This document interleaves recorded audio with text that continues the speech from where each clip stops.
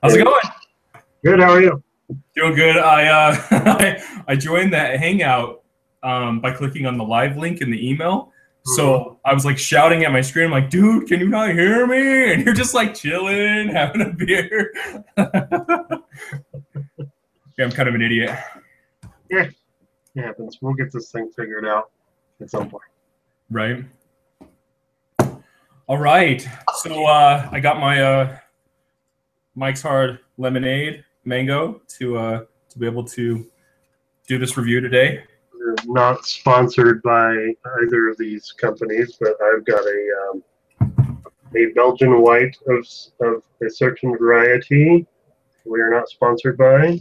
Make that clear because there are terms and conditions. But it is deliciousness. Agreed.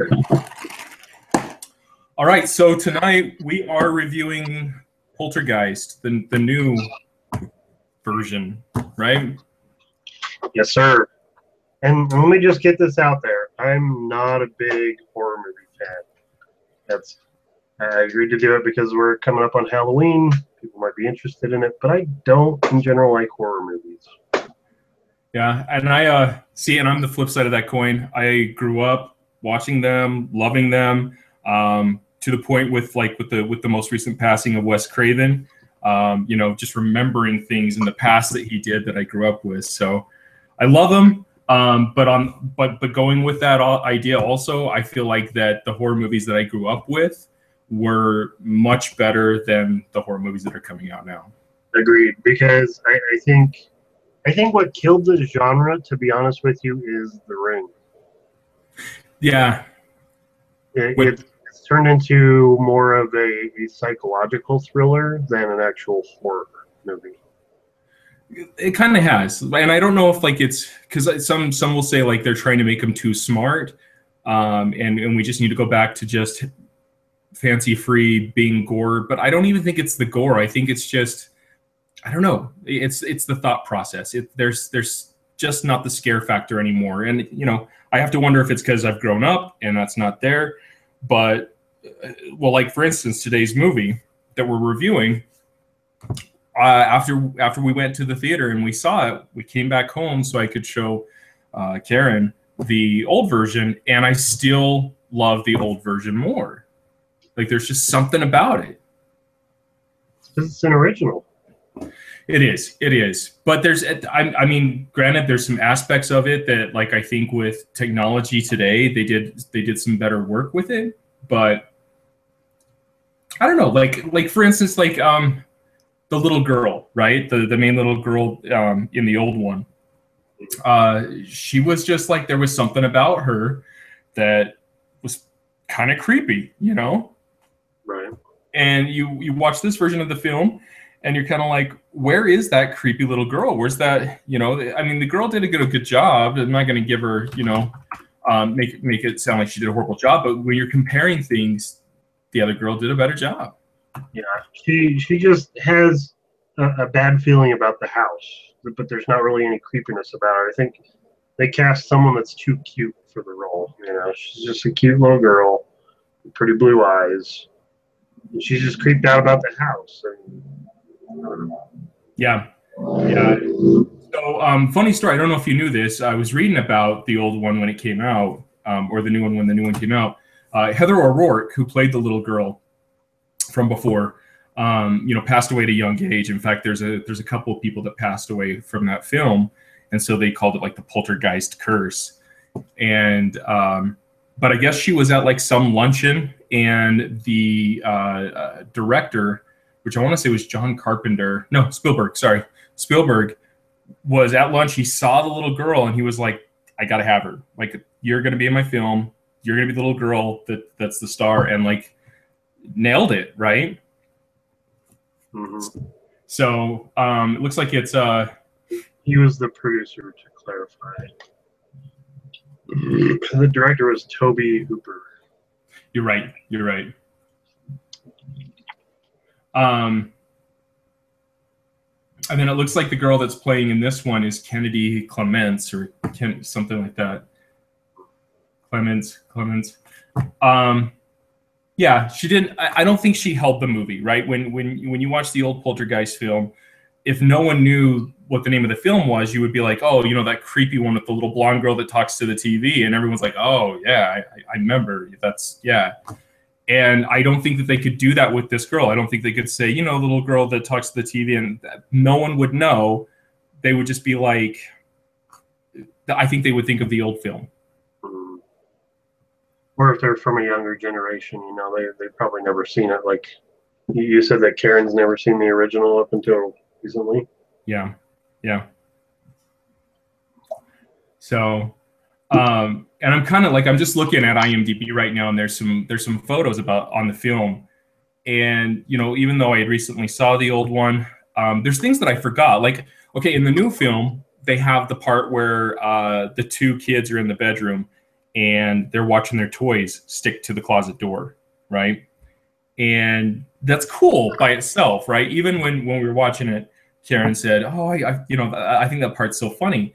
But I'm looking at the pictures, and the equivalency to that moment in the old film is when the mom finds out that there's that spot on the floor that things get dragged to, and so she puts Carol Ann in the football helmet, holding the thing, and she slides across the floor. So it's moving the little girl versus a bunch of stuffed animal toys. Yeah, I don't remember that one from the first one. Yeah, just stupid little things like that. I will say that, Craig T. Nelson, Coach, did a really good job as the dad in the old series, but I think Sam Rockwell held his own in this version. I think he's a great actor. So, and that's probably the biggest thing that I expanded upon when I was watching the movie, was that I love Sam Rockwell in just about anything that he does. There's a few actors that I'll watch anything that they're in. It could be the shittiest movie ever, and I would watch it. Like Christopher Walken, I would watch anything that guy's in. And I would watch anything that Sam Rockwell's in. But I didn't like him in this movie. I didn't think it was a good fit. It really, to me, it was a one-dimensional role for him. Like he didn't really use his talents to his full benefit. And really the only part about this role that worked out for him was that he was an asshole. He fucking hated his kids. He did not even like his kids. And it's funny because as I was thinking about that, and I was like, man, this guy really doesn't like his kids. I started doing a search, and I found an interview where he said, and I quote, "I definitely don't want to become a parent. It's not my bag. That's weird. I don't get children. I don't quite understand it. But also children are a lot of work. I have much respect for parents. I suppose the end result is I feel I have too much to do." So he doesn't like kids. And you could tell that in the film. That he fucking hated kids. Yeah, I kind of got that too. And I don't know if, like, you're right, he doesn't like the kids, especially from the quote that you said there. And I had to kind of wonder if it was like a mixture of, his character is lost his job, apparently has been without a job for a while, and maybe just with handling the kids, it's become that way. But you're right, it's a big pain in his butt to handle anything with them. There's the scene in the film where him and Rosemary DeWitt are getting ready to have some parent time, And sure enough, the little boy comes knocking on the door and interrupts, and so he, picks up his pants to go find out what the hell the kid's crying about, and it's the clowns in the little cubby or whatever. So, and you can just see like that anger, like, oh my god, I just wish they weren't here, Fuck these kids. Fuck these kids. Take them. Why'd you just take the youngest one when you could have took them all? Right? Take them all. And I have to say, like, so the oldest, the teenager, is she drove me nuts. Like, I wanted to, like, if that was my kid, there would be some disciplinary action. And I get that they're trying to do that she's the teenager, but like when her phone breaks and they're explaining to her, like, we don't have a lot of money right now. And the mom says something, I think the mom says it, like, why don't you get a job?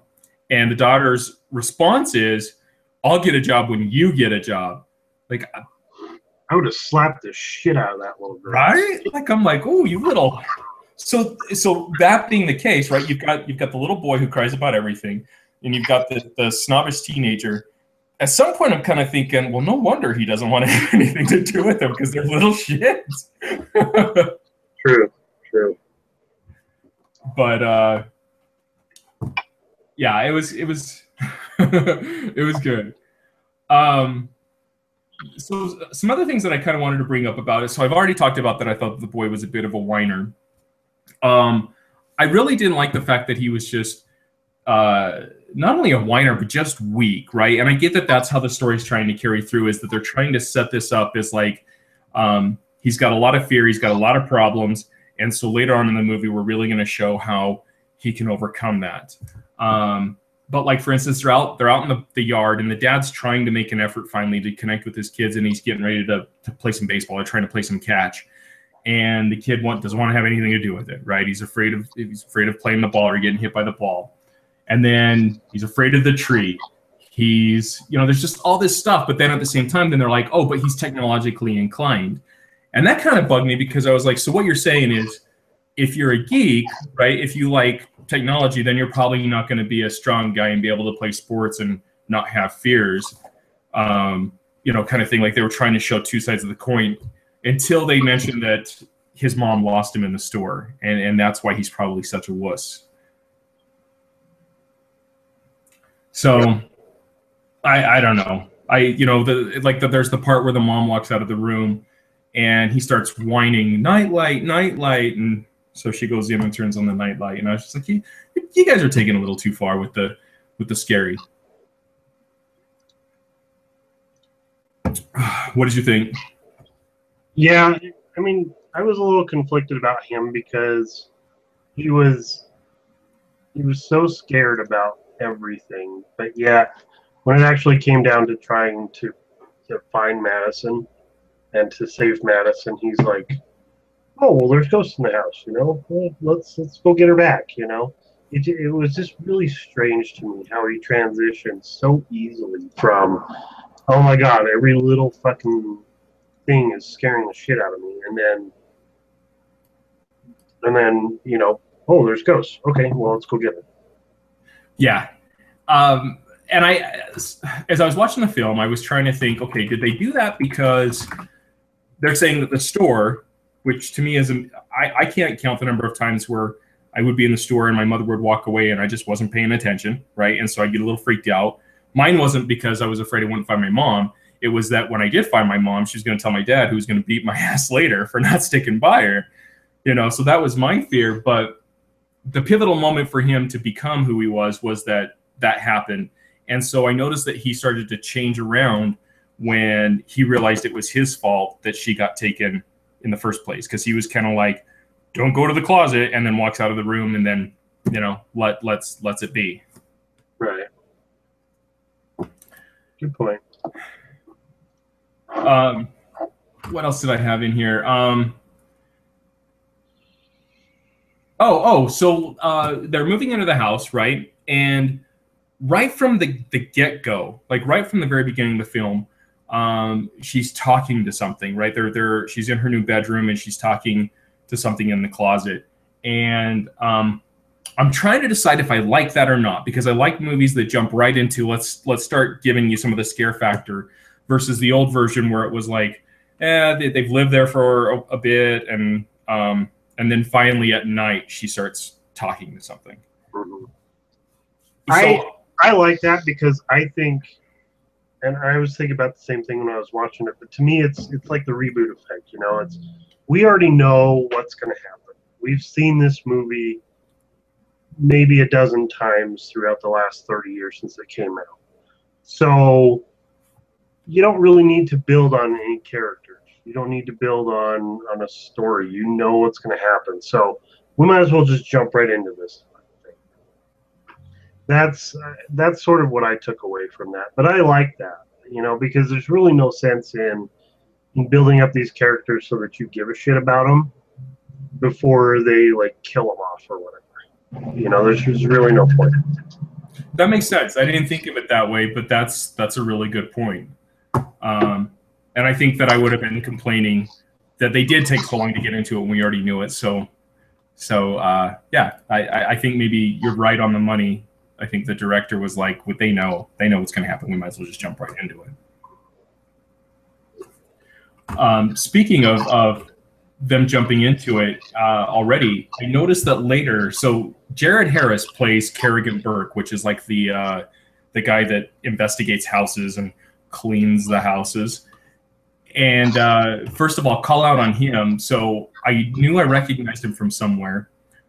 He played in the Sherlock Holmes movies as James Moriarty. So I was like, where do I know that guy? And then he also played in Fringe as Dr. Robert Jones. So David Robert Jones, I mean. So both of those were ones that I had seen. And when I seen him in the film, I was like, that's how they get such a great actor to play in the film. But there's a part in the film where he goes, she was so young and she's so pure and she has the gift. That's why they started talking to her right away. So they kind of like made up for it. They kind of gave it an explanation, even though, like you said, your point, which is very valid. I like that they still kind of came back and said that's why she was just so vulnerable for it. Well, I think if memory serves me, which it rarely does these days, they pretty much said that in the original too, was that she was special and there was something about her that they liked, and that's why they wanted to take her in with them. I have to go back and rewatch it, but I'm pretty sure she mentioned something about that too.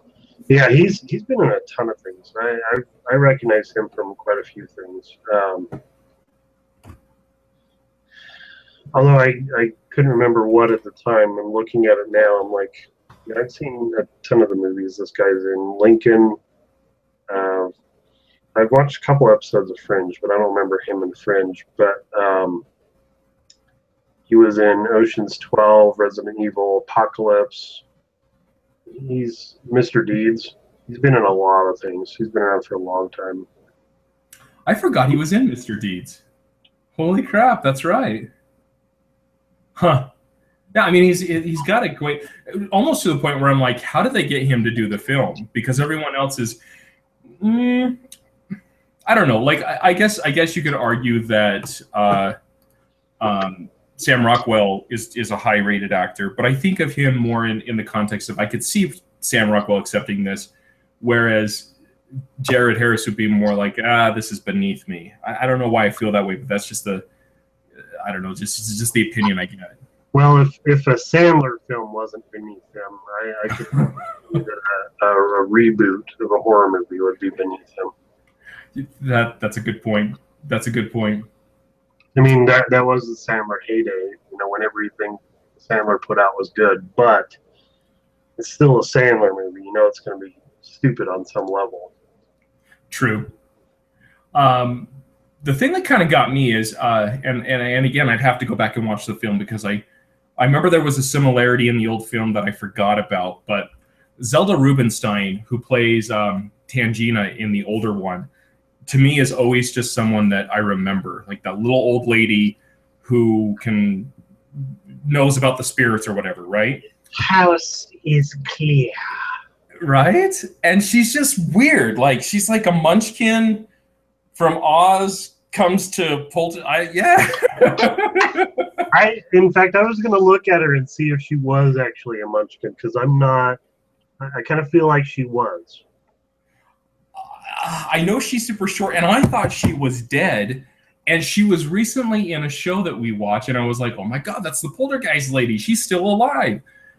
And I don't know if they just did great makeup in the old Poltergeist, and so she just looked old then. And I was like, "How can she still be alive now?"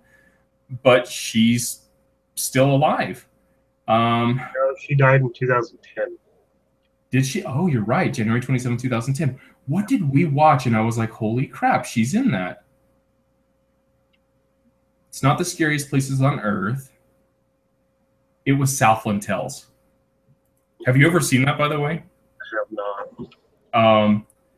It got horrible reviews. Okay, I'm just going to tell you right now. But I thought it was an awesome film. If you ever get a chance to watch it, it's madness, right? Like it's like there's like 20 different things going on at the same time. And I don't know if you want to call it like a end of the world apocalypse / string theory time jump movie, but it's weird. And you've got The Rock in it. You've got I think it's Stifler from American Pie. What's his name? Oh, it's gonna bug me. Sarah Michelle Gellar. Sean William Scott plays in it. And just check it out.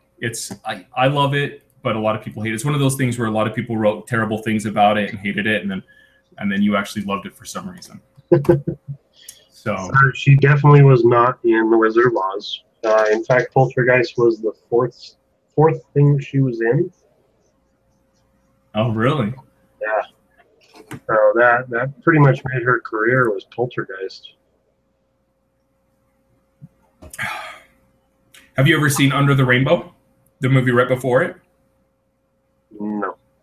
Or no, I'm thinking of Serpent of the Rainbow. Never mind. I don't think I've seen Under the Rainbow either. Which kind of alludes to like almost a Wizard of Oz type of thing, right? Looks like it. Huh.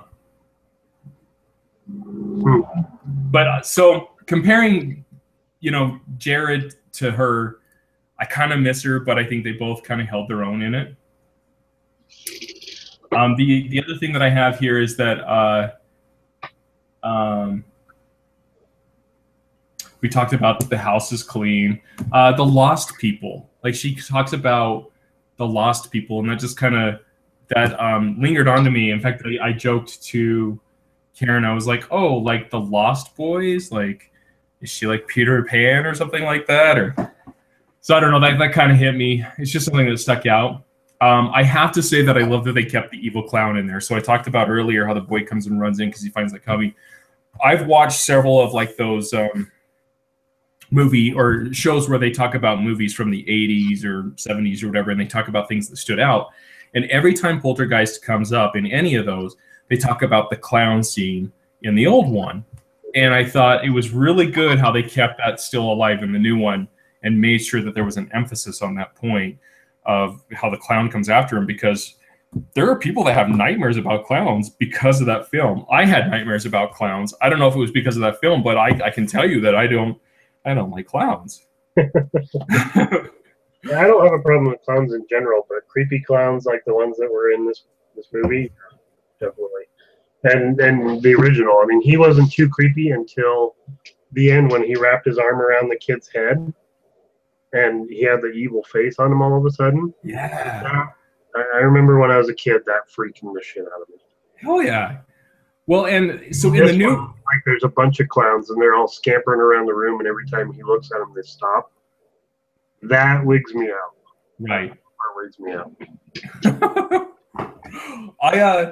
The thing that even freaked me out even more, right, is so that there's the clown in this version of the film where it goes to get a hold of him, and he swats it off, and then he's like kicking it in the face, and it breaks the face out, and you see like this mechanical, I don't want to call it a skeleton of the doll, but you can see like how it works. But then like even though he's kicked it in, he runs off in the hall and you see the clown's eyes like move down to follow him. Like, Jesus, you guys are just freaking me out, man. I will say that one thing that I missed, well, a couple things actually, is so in this day and age, with new TVs and the way that they're made, it's hard to do the snow static thing. You don't get that anymore, and I thought that they tried to make that work, but I do miss that concept. I remember as a kid when I would see the old TVs and you would see the snow, I don't know, like something about me, and this was maybe before or after the movie, but you always thought like you could see or hear something in the static. And so when she's talking to it and she's like, yeah, okay, there's a part of that really freaks me out. And in the new version, they tried to compensate for that by having not only just the distorted picture, but hands actually touching the glass. What I liked about this one better is that it had hands on the inside actually touching the glass. Yeah, I think that was a nice touch. It does up the creepy part of it. Like it does show the new technological, and even later when the mom talks to the daughter, there's that part of it.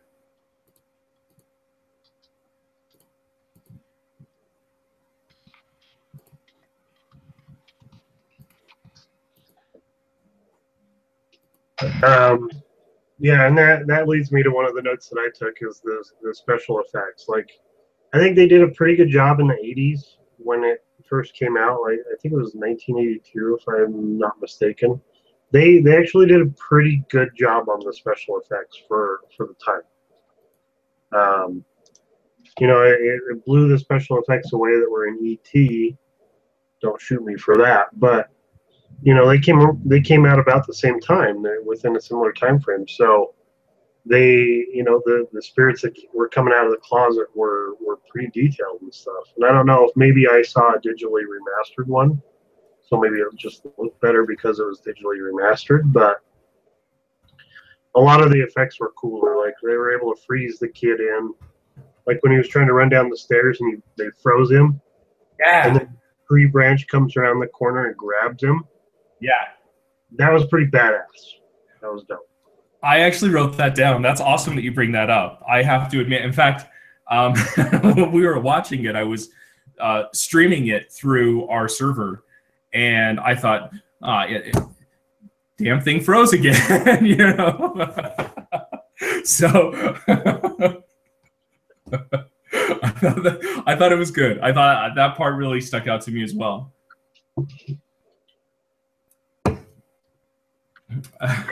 Notice the Easter egg at the end of the movie? Yeah. In fact, when I was taking my notes down, I wrote, well, I wonder what happened to the doctor, because so they're asking where he went, right? And you see that GPS, and then they kind of leave it at that, and then there's like a little something after, right? Is that what you're talking about? No, I was talking about just the bumper sticker on the car. When they were trying to leave the house, the camera panned to the bumper sticker on the car, and it said Hooper High School. Yeah. Hooper High School. Hooper was the last name of the director of the original movie. Oh. So it was nice because even though I hate reboots, I love it when they give nods to the original movie. Yeah. And that was definitely a huge nod to the original movie. And then someone else pointed out the fact that his wife recommended that he become like a high school coach or whatever. And someone said that was like a nod to the original because Craig T. Nelson was coach. That's kind of cool. I didn't really pick up on that because they told him to be a high school coach and coach was a college coach. But it is what it is, I guess. Kind of cool though. Like I mean, if you're trying to make a connection or a stretch, it's a good way to do it. what was I going to tell you? So that brings up another point. Like, so obviously he's not working, right? And he goes to the hardware store. He tries to buy, I think it's a squirrel trap, and he can't like afford it. Like she goes through two cars, which by the way, the woman's a complete bitch, but he can't do it. And then he gets outside. Now here's the thing. I hate when movies do this, right? When he gets outside, he looks in his rearview mirror, he sees a mall. And I'm already thinking, wait a minute, the snotty little teenage girl was on the phone earlier in the movie talking to her friend saying, we don't even have a mall out here. So either he traveled vast miles just to get a damn squirrel trap, or they forgot that they put that in the dialogue before in the film.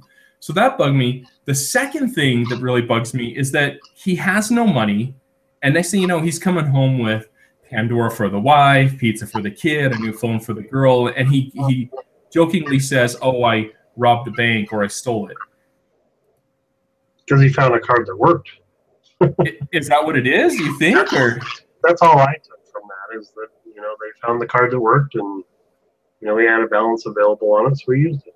And I didn't really get too much from that. But yeah, the checkout clerk was a total bitch. Yeah. I mean, how nice can you be when you're making minimum wage? You know? Right. Yeah, she was. I would have probably been like, "Where's your manager?" Or because you know, and he's trying to play it off. He's like, "Well, the wife said that she would, you know, she was going to close one of the cards," and she's like, "It was declined because it's overdrawn or something like that, over the limit." And I'm like, "You ain't got to be a bitch about it."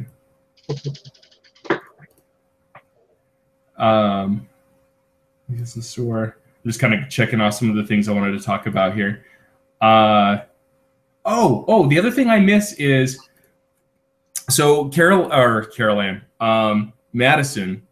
Maddie, says to them, they're coming, right? And then when they are coming, like the lights turn out and everything goes off or whatever, she's like, they're here, like that. And I have to tell you, I miss when Carol Ann does it in the first one, where she's like, they're here, like that. Oh man, I love that. And I was like, why didn't they have her still do it? She did. She said they're here. It wasn't nearly creepy, but she said it. She does say it, but she doesn't say it creepy. I like that creepy, like the way that she said it. And I was like, why couldn't you keep that in there? Like that's a big moment, you know? Yeah, I agree.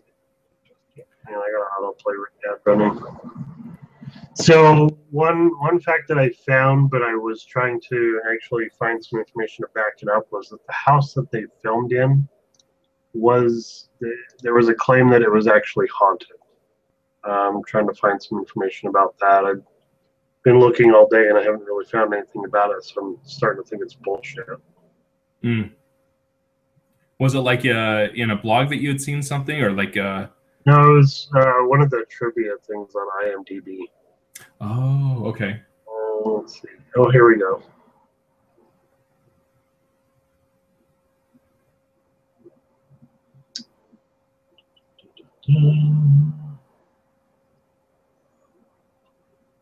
Yeah, so I guess the director did a Reddit AMA, and at one point during the AMA, he said, the house that I rented during filming was straight up legit haunted by a female spirit dressed in black, and I became aware of her within the first few days of staying in the house. And only after I left did I receive a call from the previous owner, who had moved back in, who was terrified by the goings-on in the house and wanted to see if I had experienced any of it. So it was an incredible real-life inspiration for filming that followed me home. Well, I mean, she was definitely there.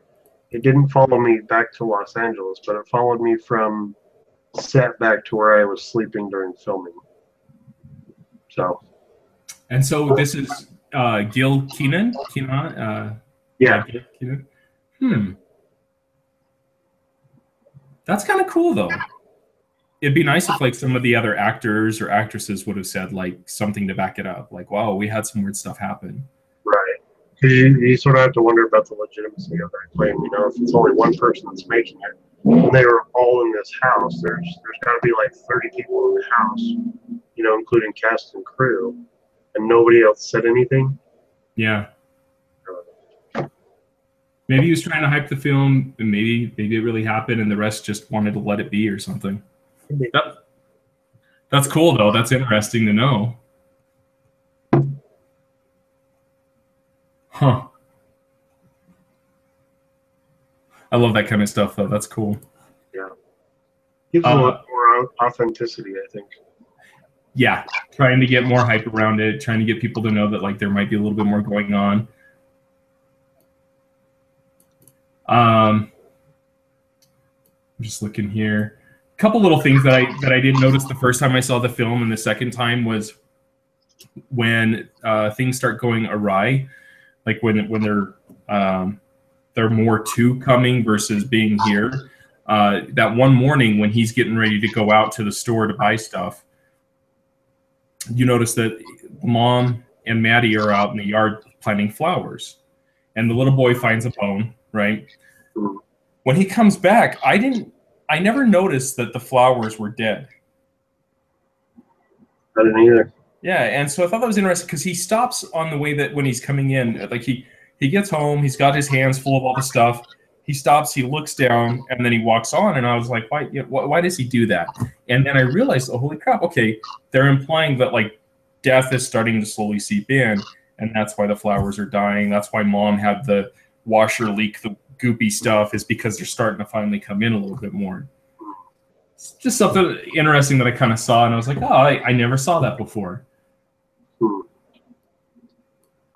So another thing that I just thought of that I didn't really think about earlier was that in the original movie they said that they moved the cemetery, but at the end Craig T. Nelson's like, you didn't move the cemetery, you just moved the headstones, you didn't actually move the bodies.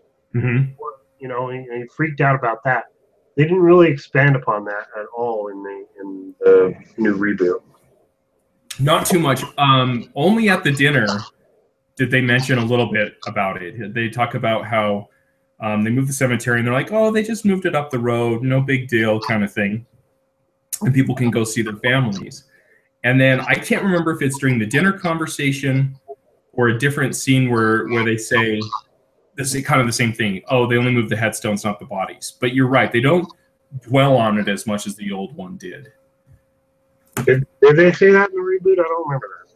Yeah, it's I want to say it's at the dinner party, or it's a little bit after, but I think it's at the dinner party.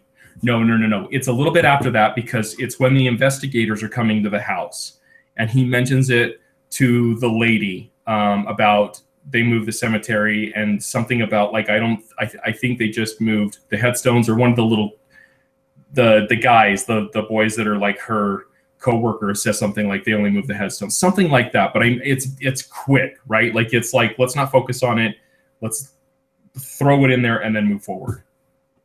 Probably more of the reboot effect, you know. It's people already know what's going on, so we don't really need to talk about it all that much. Mm-hmm. I mean, this movie was shorter than the original. The first one was like an hour and 50 minutes, and this one was only an hour and 40. So 10 minutes is a lot of time when you're talking about a movie. That's true. And that's the other thing that kind of threw me off between the old one and the new one is where Sam Rockwell doesn't have a job during the whole thing. In the old one, it's that Craig T. Nelson moved down there because they were building these homes. He had gotten the contract to build them, and they were moving into those homes as kind of like a gift. And so he throws a huge fit about the fact that they lied about moving them. You know, because that was his selling technique. That was him trying to get buyers in. So I thought, I kind of like that better, I think, than having just someone who got laid off. In fact, something about the real estate agent knows something about the company he used to work for and he got laid off from, but I can't remember too much about that.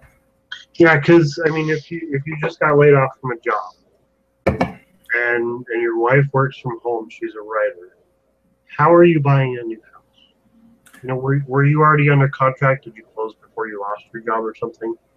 It doesn't really make any sense to me as far as that's concerned. Um, but yeah, he said that he worked for John Deere, which he misspoke the name of the corporate office city. It is in Illinois, but it's in I don't know. I have to look it up because I can't remember off the top of my head. It was wrong though. So if you're going to use a real company, at least use real facts. It is in Molina, Illinois. And Mm-hmm. it was in Merlina or something like that. I didn't catch that at all. That's kind of cool. One little mistake that kind of bugged me. Yeah. Yeah, and she's like, well, my dad did something with that company or something like that. And yeah. I do. Oh, we have a ride-on lawnmower. We have a riding lawnmower that we love. He's like, oh, that would make me feel really good, except for I just got laid off from there. Right. Why do you even bring it up? And that, to be honest with you, though, there's parts of the film that do that little humor thing with it that the first one didn't do, and I really like that. Even like, down to, like what's his face? The go ahead with your point. I'll think about the details. it might be the same point, but it has to do with the time lapse camera.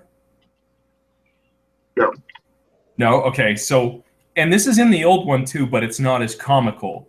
But when the investigators come in and they're checking things out, the one kid's like, "Yeah, I once caught on a time lapse camera a piano bench moving 10 feet in 7 hours." And he's like, "Oh, you wouldn't normally see it with the naked eye." And right after he says that, you see the chair like whoom right into the, and he's like, "Did you get that on your time?" No, the part that I was referencing was where Kerrigan Burke, the oldest daughter, is trying to get Kerrigan Burke to say, this house is clear, and he doesn't want to say it because he thinks his tagline is stupid. Is kind of how he presented it. Mm-hmm. Like, oh, this house is clear. Yeah, that was kind of funny to me because it's probably true. People that do these reality shows, they get one tagline and everyone fixates on that, and they just think it's the most ridiculous thing ever because they said it once, and now everyone loves it. So I thought that was kind of funny. Yeah, and even with the daughter being that way throughout the film, it brought me out of the film every time. Like there'd be a serious moment, like they mentioned grabbing him when basically the shit had hit the fan, and the teenage daughter's like scared, she's freaked out, and then they mention bringing that guy in, and she's like, oh, "Are you serious? He's really coming?" And you're like, how do you transition from that? Right? So I didn't like that, and how she kept on pushing the whole. So I liked that he was like, "I'm not gonna say it. Like, go to hell. I'm tired of saying it." Well, that's good because the house wasn't actually clear, and that's kind of one thing that bugged me about the original. Is as soon as they got Carol Ann out, the lady was like, "This house is clear," when it clearly was not clear. Mm-hmm. They just happened to get her out of the house. That's true. And it's almost like better thought out that he's reluctant to say it. One, because that he's tired of saying it, but two, it's kind of like, it's not, and that's when Maddie's kind of like, oh, they're not gone. No, when I decided to stay, they decided to stay, and that's when they get the hell out of the car or try to. That's why I liked the sort of soft ending of the remake better than the original, because at least in the remake they were trying to actually leave before they got pulled back in, whereas in the original they're like, well, we're not going to stay another night in this house, we're not going to stay another night in this house, and then they stay another night in the house and they come back to haunt them. Like, stick to your guns and get the fuck out. Yeah. That makes sense. And in the original, weren't they having like intermittently parts of the family stay with like a sister or something like that, like an aunt? And so it wasn't even in the situation that we have to stay at this house because it's the only place we've got to stay at. they could have went to the aunt's house. Where in the new version, they had nowhere else to go, and they still were getting the hell out of there. No, in the original, they were planning on leaving and staying in a motel, and then Craig T. Nelson had to go to work to do something or whatever, and he was there like all night. So the mother put the kids in bed like nothing had happened, and she goes and takes a bath, and then they end up staying in the house. Like, go to the motel without him, and he will go there when he's done with work.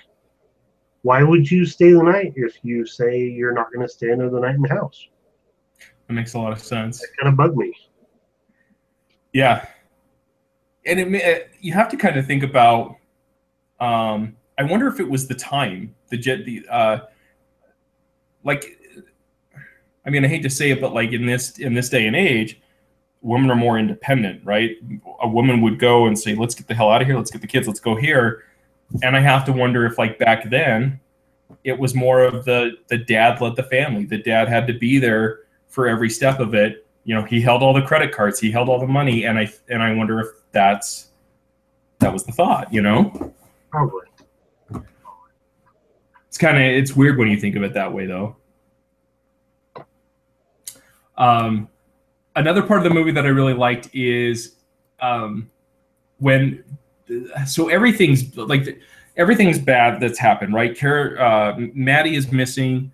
The family's dealing with it. They don't know if they should call the cops, and they go get these investigators from a college that the mom used to work at. And when they come in, I just love how, like, nonchalant Sam Rockwell is. Like, he's just like, "Oh yeah, you're gonna get zapped on the stair banister there. Yeah, that's just normal. Come on upstairs. We got more to show you." And I just think that's hilarious. How he's just like, he hasn't wholly like welcomed it, but he's so damn tired and probably a little drunk that he just doesn't give a shit anymore. Yeah. Like and that just brought to mind another thing. Like when the mom goes in to do laundry, and there's shit coming out from under the dryer, and the dryer door opens, and all the lights are flickering. She's just like, "Oh, there's something leaking in the dryer." Yeah. I would have got the fuck out of there. Yeah. Bye. And yeah. Stupid. There's no explanation for it doing that. And I thought it was her earring. Like, I thought her earring had dropped out, and that's why she was reaching back there in the first place. And then you find out it wasn't even her earring. It wasn't? No, she comes out and she tells Sam Rockwell, "I found an earring," and she's filling her ear. So she doesn't say, "I lost my earring" or "I dropped my earring." She says, "I found an earring," and then she fills her ear to make sure hers is still there.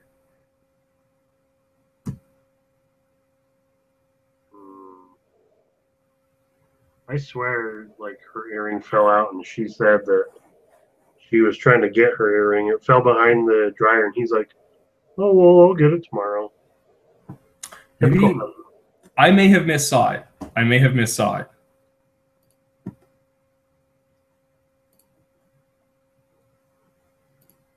The other thing that bugged me on it was, so the guy has to go upstairs, and he has to mount a thermal monitor onto the closet, right? And the girl is kind of sarcastic and says, "Screw it, dumbass," right? So he goes up there and he starts screwing it in, and of course, shit happens, right? And he's about to get his head drilled in. And then he comes downstairs, and like, I would have been like, yeah, this shit's real, right? Like, remember when I was talking to your kid on the stairs and thought dad was trying to get money? No, I just about lost an eye. But he says nothing. He just goes down and goes back to his normal job, and that bugged the hell out of me. Yeah. Not to mention that when the dad's going up into the room for something, everything's back to normal. Like, there's no hole in the closet anymore. And I'm just like, oh man, what the hell? Well, it's because it was all in his head. Like when Sam Rockwell was taking his like 5th shot of bourbon or whatever it was that he was drinking, and he starts throwing up in the sink, and stuff's coming out of his nose and shit. Like it was all in his head. That makes more sense.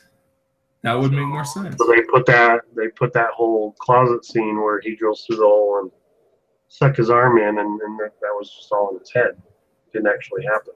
Which would explain why he wouldn't say anything, because then they think he's going nuts. Right. Okay. Okay. House is clean. We talked about that. Oh, okay. So maybe I'm overthinking it a little bit, but I'm going to throw it out there. So at the end of the film,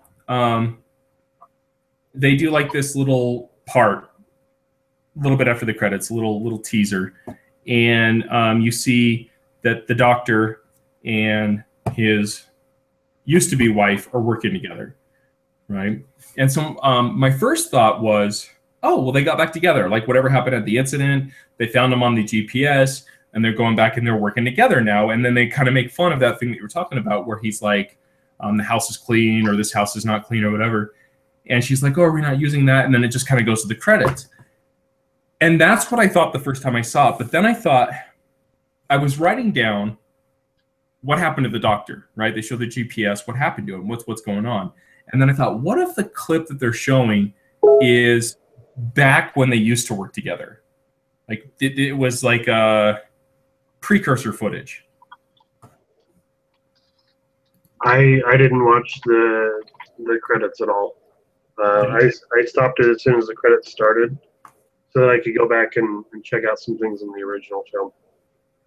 So okay, well, no, it's not a big thing after the credits. I hopefully didn't spoil too much. It's really just a small thing, but if you get a chance, go back and look at it. It's one of those where like you see maybe about a minute of credits, and then they show a spot, and then it goes back to credits. Yeah, I really need to get in the habit of watching credits, because Marvel and a couple other studios have, like, they always do something in the credits, so a lot of other people are probably going to do that. You know, it's a big deal. You should stay for the credits, stay after the credits, because there's something. Don't want to spoil it, but there's something, you know. Mm-hmm. So I really need to get better at that, but it was like 2:30 in the morning when I finished it, so I just wanted to finish up and go to bed. Yep, makes sense. We waited until this morning to watch it, and even then we were like, we finished it at 4, so it was later in the afternoon. But it was hard. It was hard to watch twice. Let me put it that way. Rewatch value, because I had already seen it and I'd seen everything, and then having to sit down and take notes, it was hard to watch.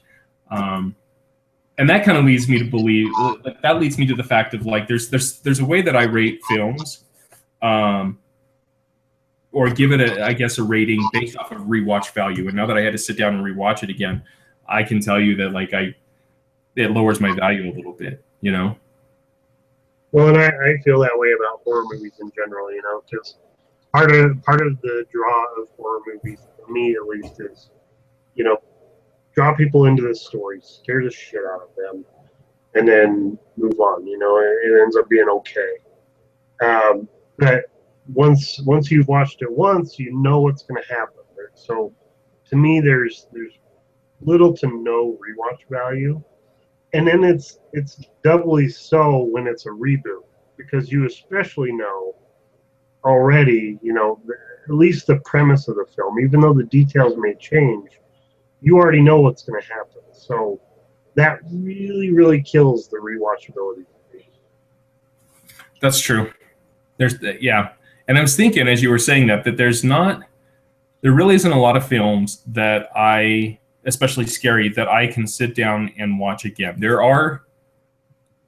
is 2, but that's just because they're just so weird. That I enjoy watching them twice because they are weird. They're just off the wall, crazy. Now you got to give us an example. What horror movies do you think are rewatchable? So my 2 favorites, which is funny because they both have the same guy in them. The first one is called In the Mouth of Madness.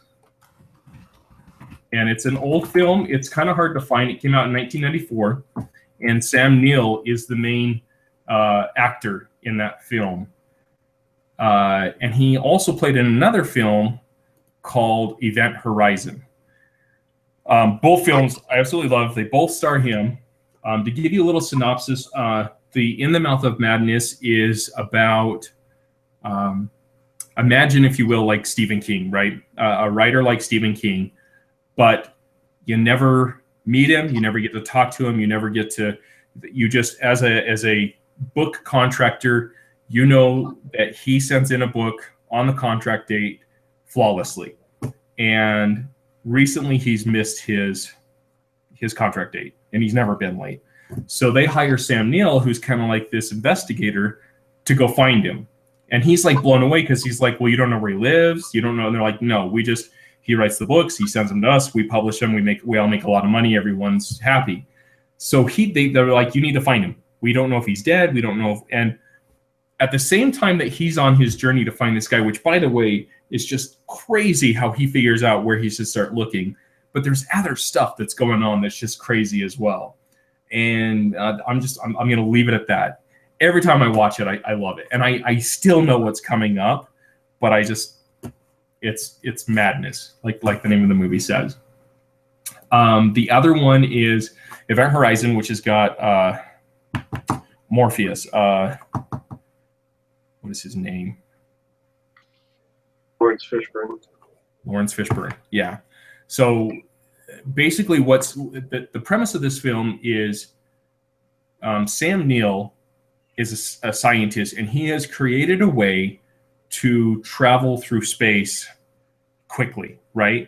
And there's an awesome scene in the film where he shows how he created this idea, right? And basically the concept is that he bends space and time together, and then he travels from one side to the other, and then it unfolds, right? And he built a ship that could do that, and they sent it up, and they lost it. Well, another ship had went up, and they got a distress call from that ship. So it's been gone for some odd amount of years, and the distress call was there. So they say, okay, well, we're going to send a crew up there to find out what's going on with this ship. And so they get Sam Neill. Lawrence Fishburne is the leader of the ship. I want to say Sam Rockwell might even be in it, but I'm not entirely sure. And that's where the journey begins. That's all I'll say about that. But horrific film. And this was during the time where if you had a VCR that had the pause capability or the slow-mo capability where it would pause per frame, this movie was epic for that. There are scenes that you have to slow it down to frame, and it's creepy, you know? Fair enough. Now, Sam Rockwell was not in that movie, but another really good actor that I like in a lot of other things is Sean Pertwee. He was in Equilibrium. He was like the leader of the city or whatever in Equilibrium. I'm sure, remember that's the one with Batman, right? Yeah. Okay. Yeah, Christian Bale and Taye Diggs. Taye Diggs. Yeah, he was like the face of the city, even though he wasn't the actual guy that was running it. He was the face of it. And what's the guy's name again? His name is Sean Pertwee. Okay. Yeah. Okay. Yeah. You gotta check. What's that? You did have him. Oh, he's Alfred in Gotham. I was just gonna say that. Taking care of young little Bruce, right? Yeah. Yeah. You gotta. I want to say you gotta watch at least one of them and let me know what you think, because I know you're not a big fan, but I want to know. Yeah, you can check it out. Event Horizon doesn't really seems more sci-fi than horror to me, and I'm always down for a good sci-fi movie, so probably watch that one. It's sci-fi horror. I don't want to give it away because a big part of the movie is the horror part of the film is what's really kind of spooky about it. But that's all. That's all I want to say. But yeah. Cool. So what do we think? We didn't talk about this before, but do we want to give the movies a star rating of some sort, or a rating, not even stars, like some other type of rating? You can if you want. I don't really like to give movies ratings because I don't really judge movies based on somebody else's ratings. So to me, there's not a whole lot of value in it. Okay. I'd rather just have a conversation about it, talk about what we liked, what we didn't like, and fun facts and things. But if you want to give it a rating, please, by all means, fire away. No, I'm cool with that. It was something we hadn't talked about, and I wanted to see what you thought. But I agree. In fact, most of the time, depending on the source, if it's a poor rating, it's usually a movie that I kind of enjoy. Mm-hmm. I agree. So. Well, so sort of an overview. What was your overall impression of this movie like? I thought it was a good revival to an old film. There's a lot of good things that they kept in there. There's a small amount of things that I wish they would have kept or brought back, but overall, not a bad film. I don't see a sequel value with it like the original had. I don't see that there being sequels being possibly made, but as a standalone film, I think it did good. I agree. I mean, I was at least entertained throughout the whole movie. Although I couldn't help but think to myself, like, before the credits even started rolling, like, why did they reboot this movie? Why would you reboot any horror movie? You already know it's coming. And that sort of ruined it for me because I was, the whole time I was watching it, I was like, oh, I already know what's going to happen here, even though the details had changed. For me, it was just a reboot. Like, I really just didn't see the point. So, but it was entertaining. I like the updated special effects with the technology that we have now. It was a welcome improvement. But overall, all right.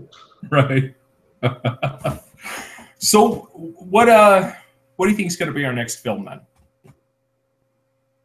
I don't know. I've kind of selected the last two, so I think it's your turn. Whatever you think we should review, whatever you're in the mood for. You're going to probably think this is lame, but recently on Hulu, I just noticed that they released the trailer for Point Break, I think is what it's called. And the original, of course, had Patrick Swayze and Keanu Reeves. I like the original, so you want us to watch the reboot of that? Not the reboot, because it's not even out yet, but I thought it might be a good idea to watch the old one and maybe do a what we hope to see in the new one, what we hope they keep, what we're already thinking, what we see on the trailer of the guy who's replacing Keanu and the guy who's replacing Swayze, and that kind of thing. What do you think? Johnny Utah. Utah. They got an Australian. They got an Aussie. Johnny Utah. Right.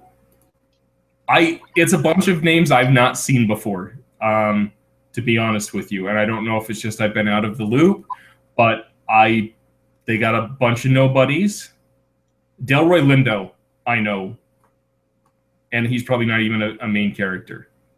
In fact, no. Yeah, it's, Gone in 60 Seconds is the first thing that comes to mind for him.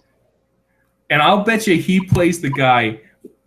Was it Busey? Is it Busey that played in Point Break, the original? Gary Busey, yeah. That's his son. Honestly, I don't remember. It's been so long since I've seen the original Point Break. I just thought it'd be kind of fun to do. Reboot a film after it's only been out for 24 years. Yeah. But, yeah, let's... I'll have to... Is it on Hulu now? Is it available? The film itself is not available on Hulu, no. I could probably get you a copy, though. Let's see. Let me just check my sources here.